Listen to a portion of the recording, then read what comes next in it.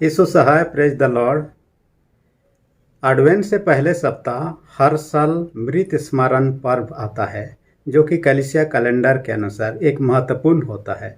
हम यदि मृत स्मरण पर्व के विषय में देखते हैं, इसके इतिहास को जब देखा जाता है, इसके शुरुआत के दिनों के बारे में हम चर्चा करते हैं, तब ये तो मैक्सिकन लोगों के द्वारा शुरू किया गया ऐसा समझा जाता है। और वे लोग अपने प्रियजनों को याद करते थे, उनको सम्मानित करते थे, उनको याद करते हुए प्रार्थना करते थे। परंतु हम मसीह जगत में आने के बाद में मृत स्मरण पर्व मनाने के पीछे का उद्देश्य ये है कि उन व्यक्तियों को स्मरण करें जो हमारे पहले ही इस दुनिया को छोड़कर प्रभु ने अपने पास बुला लिया। वे हमारे बीच में नहीं रहे, परंतु उनके जीवन में कई सारे अच्छे गुण रहे, कई सारे भले काम रहे, जिन चीज़ों को हम स्मरण करें, अपने जीवन के लिए उन चीज़ों को अपनाएं और उन चीज़ों को हमें त्यागना है जो उनके जीवन में बुरी बातें या सही नहीं थी, या जिनके उनके जीवन को गड़बड़ कर दिया या उनके जीवन में कुछ प्रकार की हानि को लाया।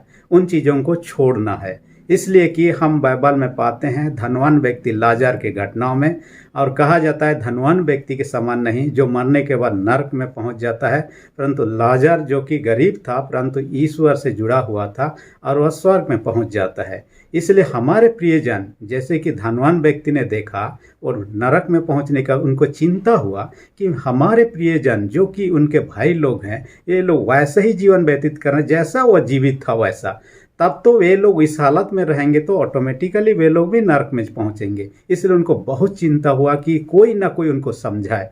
यही बात हमें आज का वर्तमान समय, हमारे पूर्वज जो हमसे गुजर चुके हैं, चाहे वह स्वर्ग में चाहे नरक में जहाँ भी हैं, वहाँ से यदि हमको देख रहे हैं, हमारा जीवन कैसा उनको मालूम है, हम मरने के बाद कहाँ जाएंगे उनको मालूम होता होगा, तब उनको चिंता होता होगा कि हम यदि गड़बड़ जीवन व्यतीत कर रहे हैं, पापमय जीवन व्यतीत कर रहे हैं, तो वे लोग भी सोचते होंगे कोई तो उनको समझाए, कोई तो उनको बाइबल की शिक्षा दे ताकि प्रभु पर विश्वास करें, बुरी कामों को छोड़ दे और प्रभु के पीछे रहें, ताकि मरने के बाद में स्वर्ग का सुख को प्राप्त कर सके। इसलिए अपने जीवन काल में ये तैयारी का समय है उस जीवन में प्रवेश करने के लिए, स्वर्ग में प्रवेश करने के लिए। हम यदि सही रूप से प्रवेश करना चाहते हैं वहाँ, तो हमें तैयारी की आवश्यकता है, जो कि यीशु मसीह के दूसरे आगमन के बाद में जितने भी जीवित रहें चाहे मरे हुए रहेंगे, जी उठेंगे, उसके बाद में उनका न्याय किया जाएगा। अच्छे लोगों का स्वर्ग में जगह होगा, बुरे लोगों के लिए तो नरक में जगह होगा।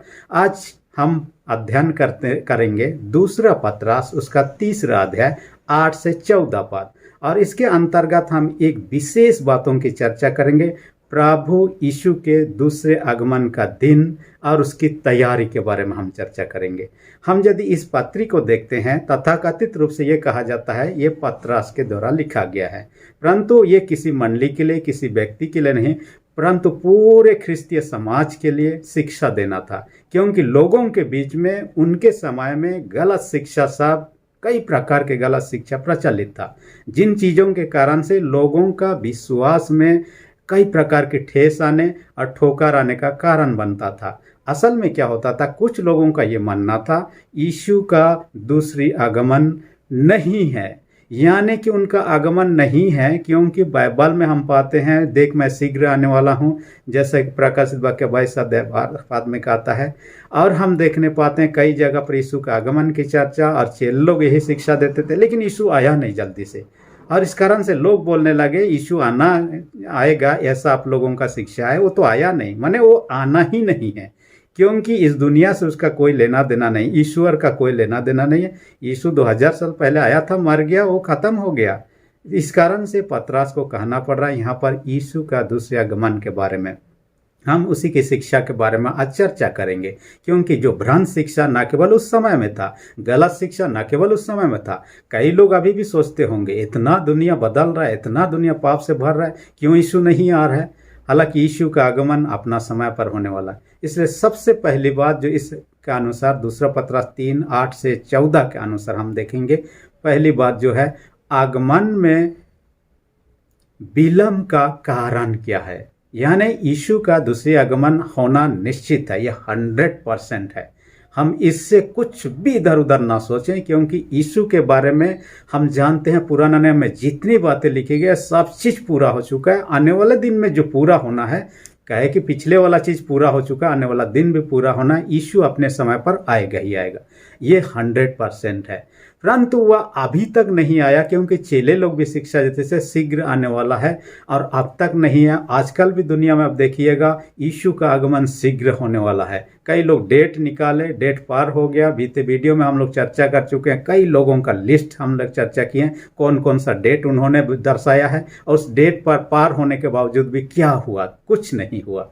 और आने वाले दिन के लिए भी कई सारे चीज, डेट 2060 ईस्वी का भी एक डेट है, कई प्रकार के डेट के बारे में हम हो सकता है आने वाले दिन में और चर्चा करेंगे। परंतु विलंब का कारण क्या है, यहाँ पर हम उस पर चर्चा करेंगे। आप लोग एक बात को देखिएगा, प्रभु जो परमेश्वर है वो मनुष्यों से प्रेम करता है, क्योंकि ये उसके सृष्टि है, हम परमेश्वर के संतान है। और कोई भी माता पिता, जो भला माता पिता, बुरा हो तो उसके बारे नहीं बोल सकते हैं, भला माता पिता ये नहीं चाहता कि उसके बेटा बेटी मर जाए, नष्ट हो जाए, विनाश हो जाए। परमेश्वर ऐसे ही अपने बच्चों से प्रेम करता है। जो भी कि कई बार उनके विरोध में काम करते हैं, उसके विरोध में बातें करते हैं, फिर भी परमेश्वर अपने बेटा बेटियों से प्रेम करता है। हमसे इतना प्रेम किया, यूहन्ना 3:16 में से लिखा था, परमेश्वर ने जगत से ऐसा प्रेम किया, मैंने इतना ज़्यादा प्रेम किया कि हम सबों को बचाने के लिए यीशु को भेजा इस दुनिया में, जिसने हमारे खातिर में, हमें दंड मिलना चाहिए हमारे पापों के बदले, वो हमारे बदले में क्रूस काट में खुद चढ़ गया। देखिए इतना प्रेम करते हैं, इसलिए वो नहीं चाहता है कोई नष्ट हो जाए, खत्म हो जाए, नरक में चला जाए, ये नहीं चाहता। इसलिए लोगों को बार बार मौका देता है ताकि सुधर जाए लोग, जो परमेश्वर के वचन को सुन चुके हैं और प्रभु को ग्रहण कर चुके, उनका चाल चलन सही नहीं है तो सुधर जाए। और जो लोग अभी तक प्रभु को नहीं जानते, वे लोग भी प्रभु को जाने, और वे लोग नरक जाने से बच जाएं, स्वर्ग के सुख को प्राप्त करें। इसलिए यीशु मसीह के दूसरे आगमन में अभी भी विलंब का यही कारण है। किसी भी संस्था में देखिएगा, कई बार देखिएगा कोई व्यक्ति यदि कर्मचारी गलती करता है, कई बार क्या उनको वार्निंग दिया जाता है, आप ये गलती दोबारा मत कीजिए। यदि दोबारा करते हैं, सामाजिक मीटिंग सीटिंग में कई बार यही होता है कि इनको हिदायत दिया जाता है कि दूसरी बार यदि इस प्रकार की गलती करोगे तो सिर्फ माफ़ी नहीं है, तो वार्निंग दे दिया जाता है, सेकंड चांस दिया जाता है। खेल सब में भी देखिए, आप जंप कर रहे हैं, किसी कारणवश से फेलियर हो गया आपका जंप, तो आपको एक सेकंड चांस भी दिया जाता है ताकि आप फिर से शुरू करते हुए जंप करेंगे और खेल में आप जीत सकते हैं या तो हार सकते हैं, वो आपकी काबिलियत पर है। मैंने सेकंड चांस देने का जो ये है, हम दूसरों को मौका जो देते हैं, किसी ने एक बार नहीं, 2 बार 3 बार तक मौका देते हैं। प्रभु हमें बार बार मौका दे रहा है, जो भी उनके विरोध में काम कर रहे हैं, चाहे सही हैं गलत हैं, फिर भी हमें मौका देता है, समय पर हम सुधर जाएं, प्रभु के साथ में बने रहें। इसलिए हम एक उदाहरण ले लेते हैं, लूका रचित सुसमाचार 13 अध्याय में उसका वर्णन मिलता है। एक बागान में अंजीर का पेड़ भी था, अंगूर का पेड़, बागान में अंजीर का पेड़। मालिक ने कहा इस पेड़ में फल नहीं फल रहा, इसको काट डालो। वहाँ जो माली था उन्होंने कहा इस साल मुझे मौका दीजिए, मैं इसमें खाद डालूंगा, मेहनत करूंगा, पानी डालूंगा, और 1 साल इंतजार करें। इस साल भी यदि इतना करने के बावजूद नहीं फलता है तो तब आप काट डालिए। मैंने उस माली ने, जो काम करने वाला माली ने, मालिक से 1 साल का मोहलत मांगा ताकि तब तक में ये फल जाए, उसके लिए प्रयत्न करूं, और फल जाता है तो बचा जाए। ऐसे ही प्रभु हमें मौका देता है, एक के बाद एक मौका देते रहता है ताकि हम विनाश ना हो जाए, हर एक को ही कम से कम बचाया जाए, प्रभु के साथ स्वर्ग में रहें। दूसरी विशेष बात जो है प्रभु का आगमन का देरी का कारण, कहा जाता है कि हम कैलकुलेशन करते हैं, हिसाब करते हैं, हमारे हिसाब से क्या 2000 साल पहले यीशु मसीह का जन्म हुआ, फिर उन्होंने क्या किया, अपने सेवकाई को किया, प्राण त्याग दिया और स्वर्ग को उठा लिया गया, स्वर्ग को चले गए। मैंने कहने का मतलब हम 2000 साल ईस्वी को ईयर को याद कर रहे हैं, परंतु परमेश्वर के दृष्टिकोण से हिसाब किताब अलग है। यहाँ दूसरा पत्रस 3 अध्याय 8 पद में कहता है, स्वर्ग में या परमेश्वर के सामने 1000 वर्ष 1 दिन के बराबर है और 2000 वर्ष 2 दिन के बराबर। इसलिए 2000 साल पहले यीशु मसीह का आगमन हुआ था। इसका मतलब परमेश्वर के दृष्टिकोण से कैलकुलेशन करेंगे, सिर्फ 2 दिन हुआ है, हमारे 2000 साल बीत चुका है। उसके हिसाब से अभी कुछ भी नहीं हुआ है, अभी 7 डेज भी नहीं हुआ, 1 सप्ताह का जो है हुआ भी नहीं है। इसलिए उनका कैलकुलेशन के अनुसार हो सकता है आने का समय वो खुद तय करेंगे। हम ऐसा तो नहीं कि कोई प्रोग्राम बना रहे हैं और जीसस को इनविटेशन भेजते हैं, जीसस या यीशु आप आइए इतना तारीख को हमारे पास में, इस दुनिया को अंत करने के लिए, न्याय करने के लिए। हम ऐसा नहीं कर सकते, वो उनके ऊपर में ईश्वर का इच्छा है जब आएंगे। इसलिए हमें इसके बारे में ज़्यादा हमें चिंतित होने की आवश्यकता। बात यह है, यीशु आज आ जाते हैं तो आज क्या हम स्वर्ग जाने लायक हमारा जीवन है? हम यीशु के साथ जुड़े हुए हैं, हमारा जीवन एक भलाई का जीवन है, हमारा जीवन एक धार्मिकता का जीवन है? यदि नहीं है, आज ही अपने आप को यीशु के पास आए, क्योंकि बहुत सारे लोग जो अब भी विनाश के कगार में हैं, काफ़ी लोग अब भी सुसमाचार को नहीं सुने हैं। मैं बीते दिन में एक मिशनरी के बारे में पढ़ रहा था जिसका नाम जिम एलियट था। उन्होंने अपने 5 साथियों का, अमेरिकन मिशनरी था, 5 साथियों को लिया और उन्होंने एक जगह प्रचार करने के लिए चला गया जिसका नाम था इक्वाडोर। और वहाँ पर कहता है औका इंडियंस लोग रहते हैं और उनके बीच में सुसमाचार कभी नहीं पहुंचा। इसलिए उनके बीच में ये लोग फ्लाइट से गए और जगह देख के उन्होंने अपने फ्लाइट को लैंडिंग किया, उन लोगों से मिले, उनको गिफ्ट सब दिए, खाने को दिए, कई सारे चीज़ दिए। ये लोग असभ्य जाति के लोग, उनका पहनना ओढ़ना बर्ताव जो है हिंसक है, फिर भी उनके बीच में रिस्क लेकर उन्होंने गए। कुछ समय तक ठीक रहा कि उनको खिलाया पिलाया सब कुछ। कुछ लोग उनसे मिलने के लिए भी आए। वो फ्लाइट जो उन्होंने लिया था उसके साथ उन्होंने उनको चक्कर भी घुमाया और वहाँ लैंडिंग किया। लेकिन कुछ लोग उनके मन में खुशफुसा दिए, ये लोग हमारे बैरी हैं, विरोधी हैं, इनको जिंदा नहीं छोड़ना चाहिए, कल का दिन में हमें क्या कर देंगे। इसलिए सब चढ़ आए और इन 5 के 5 को मार डाला। मार डालने के बाद में जिम का जो पत्नी थी एलिजाबेथ, उनको बहुत दुख हुआ। परंतु एक बात उन्होंने ठानी, जिन लोगों ने क्रूरता का व्यवहार किया उनका जीवन को ही मैं बदल दूंगी। और उन्होंने क्या किया, अपने एक साथी के साथ में उन जाति में से जो उस जंगली जाति के लोग थे उनमें से कुछ 2 महिलाएं थी जो कि अपने गोष्ठी को छोड़कर रहने के लिए शहर जगाई हुई थी। उनके साथ में उन्होंने बातचीत करना शुरू की, उनके भाषाओं को उनसे सीखा। और कम से कम 1-2 साल बीतने के बाद में इन 2 महिलाओं के साथ में ये एलिजाबेथ और उनके दोस्त जो थे वे लोग क्या किए, उस जंगल में चले गए उनके बीच में और उनको सुसमाचार प्रचार किया। और देखते हैं कि शुरू में तो कोई नहीं विश्वास कर रहा था, परंतु धीरे धीरे एक आदमी हुआ, उसके बाद कई सारों ने हुआ, उसके बाद उनके पूरे कबीले के लोग हुए, उनके जीवन में बदलाहट आ गया। बाद में ये लोग खेद प्रकट किए कि हमने अनजाने में उन मिशनरियों को मार दिया, ये हमारे गलती, हमारे ये के कारण उनका स्वभाव ही बदल गया। देखिए प्रभु ऐसा चाहता है। कई लोग अभी भी, जैसे अमेज़न के जंगल में अभी भी कई जाति के लोग हैं जिन तक लोग पहुंचे नहीं है, जिनको सुसमाचार नहीं पहुंचा है। इस कारण से प्रभु चाहता है सबको मौका मिले और प्रभु का सुसमाचार सारे लोगों को जब तक नहीं सुनाया जाएगा प्रभु का दूसरे आगमन नहीं होगा। इसलिए ये काम ना केवल एक मिशनरी करना, एक कलीसिया का काम है, आपका मेरा काम है। हो सकता है हम जा नहीं सकते हैं किसी के प्रचार के लिए। कई बार क्या करते हैं, लोग जाते नहीं परंतु उनके लिए मदद भी करते हैं ताकि उसके जरिए से लोगों तक सुसमाचार पहुंच पाए। इसलिए प्रभु अपने वचन में कहता है, यहेजकेल 33:11 में कहता है, परमेश्वर दुष्टों के मरने से प्रसन्न नहीं होता है, परंतु दुष्ट अपनी चाल चलन से लौट जाए, मन फिराए, प्रभु के रास्ते पर चले। ये इसीलिए प्रभु का देरी का कारण। दूसरी विशेष बात जो कहता है, प्रभु का आगमन दिन कैसा होगा। यहाँ पर वचन में हम पाते हैं, बड़े आकाश से क्या हो जा, शब्द सुनाई देगा और सुनाई देगा और बहुत सारी चीज, तारे गण गिरेंगे कहता है। और ये पृथ्वी जिसे हम देखते हैं वो नष्ट हो जाएगा, जैसा है वैसा नहीं रहेगा, आग से नष्ट हो जाएगा। हम बाइबल में एक जगह को पाते हैं, सदोम और अमोरा, उसी को परमेश्वर ने आग और गंधक गिराया और पूरा नष्ट कर दिया।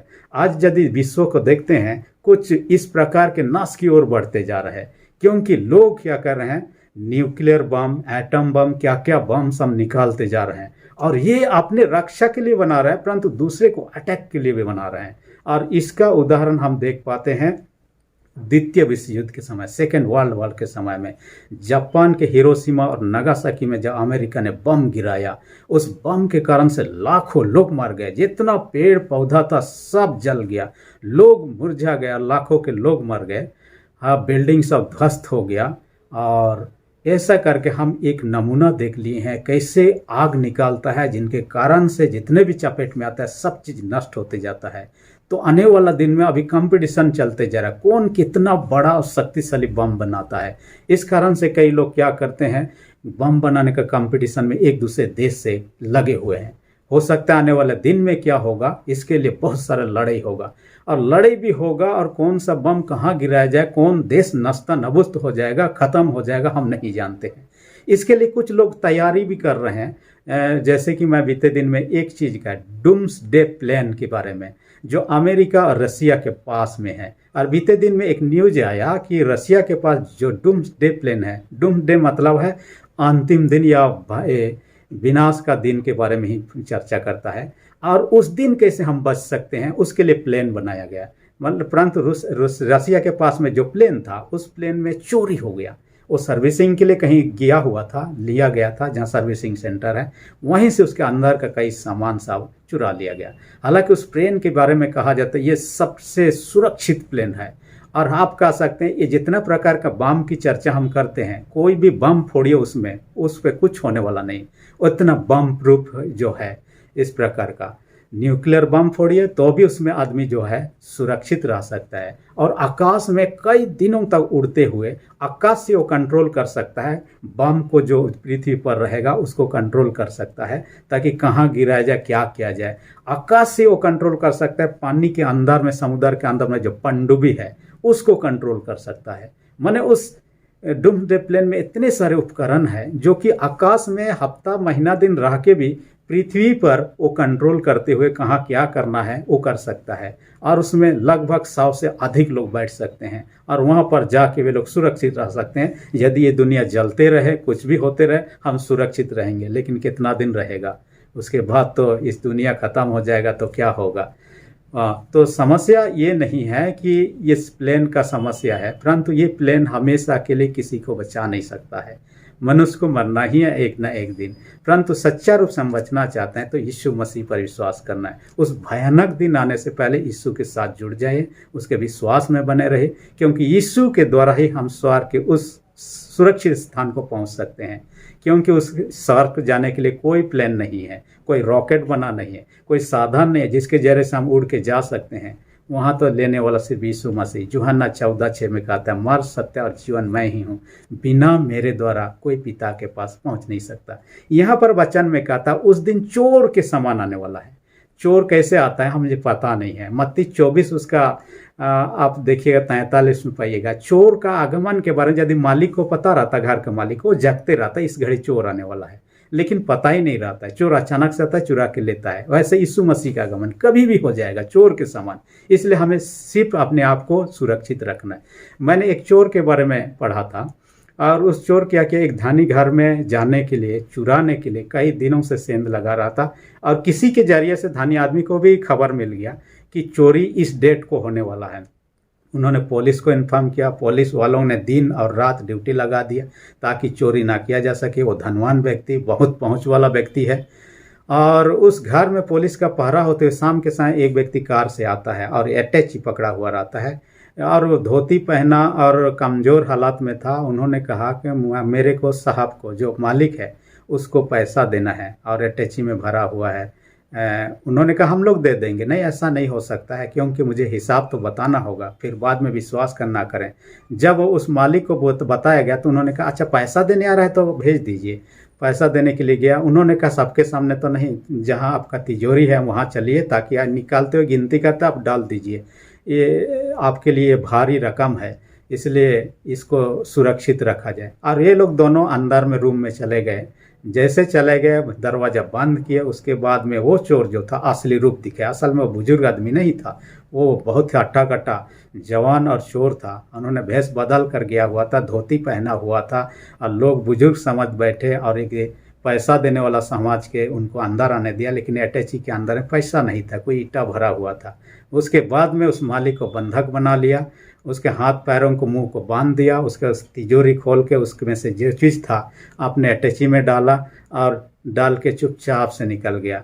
जब घर वालों ने देखा कि उनका मालिक जो है घर से अंदर से निकल नहीं रहा है, सुरक्षा कर्मी जो वहाँ थे उनको भी पता चला कि वो निकल नहीं रहा है। जब अंदर जाके देखते हैं तो उनको तो बांध दिया गया, और वो बोल ही नहीं पा रहा है कि चिल्ला नहीं पा रहा है। उसके बाद पता चला कि चोर था जो कि चोरी करने। इतना सुरक्षा अपनाया गया, व्यवस्था किया गया, फिर भी चोर आया और ले गया, पता ही नहीं चल पाया। यीशु का आगमन कहता है चोर के समान होगा, और उस दिन के बारे में कोई नहीं जानता। मत्ती 24:36 में कहता है उस दिन के बारे में कोई नहीं जानता। हम खाली कल्पना लगा सकते हैं, आज अपने ढंग से डेट बैठा लेते हैं, लेकिन तब यीशु मसीह हमारे डेट पर कभी आने, जिस घड़ी के विषय हम सोचते भी नहीं रहेंगे उस घड़ी आ जाए। आज आने वाला ऐसा नहीं सोचते रहे आज ही आ जाएंगे, इसलिए हमेशा तैयार रहना चाहिए। आज का दिन के लिए हम सोचें, कल देख पाएंगे नहीं पाएंगे उसके कोई गारंटी नहीं। तीसरी विशेष बात जो इस वचन के आधार पर हम चर्चा करें, प्रभु के आगमन तक निष्कलंक और निर्दोष ठहरना, यानी यीशु का दूसरे आगमन तक अपने आप को निष्कलंक बनाए रखना है। और ऐसा कैसा हो सकता है? इस दुनिया में तो कई सारे लोभ, लालच, परीक्षा, ईर्ष्या, डाह, झगड़ा, पैसों के लालच, कई प्रकार की चीजें जो हर दिन हमें पाप की ओर ढकेलते रहता है, गिराते रहता है। जैसे चुंबक लोहा को खींचते रहता है, ये प्रलोभन चीज जो है हमें पाप करने की ओर खींचते रहता है। हम यदि स्ट्रांग नहीं है तो खींचा जाएंगे और हम पाप में गिर जाते हैं। इसलिए आदमी अपने आप को निष्कलंक बनाए रखना बहुत ही चुनौतीपूर्ण है, वर्तमान समाज में कम से कम। आप नूह के जीवन को देखिए, उस समय के सारे लोग ऐसे जीवन व्यतीत कर रहे थे जो कि ईश्वर के दृष्टिकोण से सही नहीं था। नूह उनके बीच में रहते हुए एक धार्मिकता का जीवन व्यतीत किया। सोचिए, नूह हमारे लिए एक आइडल के समान है, माने कि मॉडल, रोल मॉडल के समान है। हम कहें Jesus is the role model हम कहते हैं। यदि पुराना नियम हम देखेंगे, नूह को एक प्रकार का रोल मॉडल के रूप में देखा जाता है, ताकि उनके जीवन में जैसे बुराई होते हुए भी वो परमेश्वर की खोजी था, परमेश्वर के पीछे चलने वाला था। हम भी इस जगत में चाहे बुराई इतना भी भरा हुआ क्यों ना हो, नूह के साथ विश्वास योग्य बने रहना। परंतु वहीं पर और एक व्यक्ति के बारे में चर्चा करेंगे, लूत की पत्नी के बारे में। आप जानते हैं सदोम अमरा छोड़ने के लिए स्वर्गदूतों ने उनको बरबस हाथ पकड़ के निकाल दिया। हाथ पकड़ के निकालने के बावजूद भी जाते जाते उनको निर्देश दिया, पीछे मुड़कर मत देखिए। लूत की पत्नी ने क्या किया? पीछे मुड़कर अपने शहर को देखने का प्रयत्न। उनको याद आया हमारे धन संपत्ति, हमारे प्रिय लोग, जिनको वो चिंता उनके मन में आया, पीछे जैसे मुड़ के देखी, वो नमक का खंबा बन गई। अब देखिए, लूत के पत्नी से हमें शिक्षा लेना है। हमें पीछे मुड़ के देखना नहीं है, उन सांसारिक भोग विलक अभिलाषाओं को देखना नहीं है। उनके पीछे हम पड़े रहेंगे तो हम विनाश हो जाएंगे, लूत की पत्नी के समान। इसलिए हमें नूह के समान बनना है। ऐसे परिस्थिति में दुनिया में कितनी भी क्यों ना, हम निष्कलंक कैसे बने रह सकते हैं? कई सारे पाप जो है हमें कलंकित करता है। एक पाप के बारे में हम लोग शायद बीते दिन भी चर्चा कर चुके हैं, वो तो है वैवाहिक जीवन के बाहर भी देखिए, यौन संबंध, व्यभिचार, जो बहुत फल फूल रहा है। लोग अपने साथी को धोखा देकर दूसरों के साथ में, और मैं इसलिए इनका ये कर रहा हूँ, संसार के सबसे धनी व्यक्ति वर्तमान के समय आप कहिए 2-3 नाम आते हैं, जिनमें से एक नाम है बिल गेट्स, एक नाम आता है, एक नाम आता है जेफ बेजोस नाम का व्यक्ति, जो अमेजन का क्या है फाउंडर है। वो सबसे पहला धनी व्यक्ति वर्तमान के समय में। दूसरा नंबर में और एक व्यक्ति का नाम आता है जो कि एलन मस्क है। तीसरा नंबर में बिल गेट्स है। मैं कहूँ बिल गेट्स और जेफ के बारे में कहूँगा, ये सबसे धनवान व्यक्ति में से। उनका जीवन में आप देखिएगा, जेफ जो कि नंबर 1 पोजीशन में अभी है, वो अपने पत्नी को डिवोर्स दे चुका है। और कब किया है? जब अपने शादी के 25 साल पूरा हुआ, उस समय जनवरी महीना में, इसी साल का जनवरी महीना को कहा जाता है, उन्होंने डिवोर्स दिया है। सोचिए, 25 साल के बाद में डिवोर्स देने का उनका एक कारण था, किसी दूसरे के साथ में उनका अफेयर चल रहा है, कि अपने धर्म पत्नी के अलावा किसी के साथ में उनका संबंध, जिनके कारण उनको डिवोर्स देना पड़ा। दूसरा, बिल गेट्स के बारे में यही है, न केवल उनका एक के साथ में, कईयों के साथ में उनका अनैतिक संबंध के बारे उनके पत्नी को पता चला, तब उनके बीच में अनबन हुआ और इसी साल उनका डिवोर्स भी हो गया। शादी के 27 साल बाद। आप सोचिए, इनके पास धन दौलत की कमी नहीं है, संसार के सबसे ज़्यादा धनी व्यक्तियों में से ये लोग हैं, पहला, दूसरा, तीसरा स्थान में। परंतु उनका नैतिक जीवन के दृष्टिकोण से अपने जीवन साथी, अपने धर्म पत्नी को धोखा देकर दूसरों के साथ में अनैतिक काम के माध्यम से ये लोग अपने डिवोर्स को ले लिए। तो हम समझ सकते हैं दूसरे लोगों के आज नशा के माध्यम से, अनैतिक संबंध के माध्यम से, पैसों के कारण से, पाद का घमंड के कारण से। हमने बीते दिनों में 7 डेडली सिंस के बारे में चर्चा किए हैं। उन पापों को, जो 7 प्रकार की पाप है, आज हमें निष्कलंक ना करके कलंकित करता है। और प्रभु यीशु मसीह नहीं चाहता है, वो आएंगे दुल्हा के रूप में। यदि आप शादी होने वाला है, आप जिससे होने वाले हैं दुल्हन, वो यदि व्यभिचारिणी, वेश्या, कई प्रकार के गड़बड़ सड़बड़ काम करने वाले, तो आप साफ मना कर भी देंगे शादी करने से। तो प्रभु यीशु मसीह दुल्हा रूप में आएंगे। हम जो कलीसिया के लोग हैं, दुल्हन के रूप में अपने आप को निष्कलंक बनाए रखना है, ताकि प्रभु के साथ में उस विवाह में प्रवेश करेंगे और प्रभु के साथ सदा रह सकेंगे। हम ऐसा अपने आप से नहीं कर सकते हैं। आइए प्रभु से जुड़िए, प्रभु को उद्धारकर्ता ग्रहण कीजिए, प्रभु के पीछे चलें, प्रभु पर विश्वास में बने रहें, तब जाके हम उस राज के अधिकारी हो सकते हैं। हम अपने प्रयास से कुछ नहीं कर सकते हैं। परमेश्वर ऐसा करने आपकी हमारी सहायता अगुवाई करे और आशीष दे। आमीन। अब तक आपने मेरे चैनल को सब्सक्राइब नहीं किया तो नीचे जो सब्सक्राइब बटन है रेड कलर में, प्रेस करके सब्सक्राइब कर दीजिए, और जो बेल आइकन निकले उसे प्रेस करके ऑल पर सेट कर दीजिए, ताकि आने वाले वीडियोस का नोटिफिकेशन आपको समय पर मिल सके। धन्यवाद।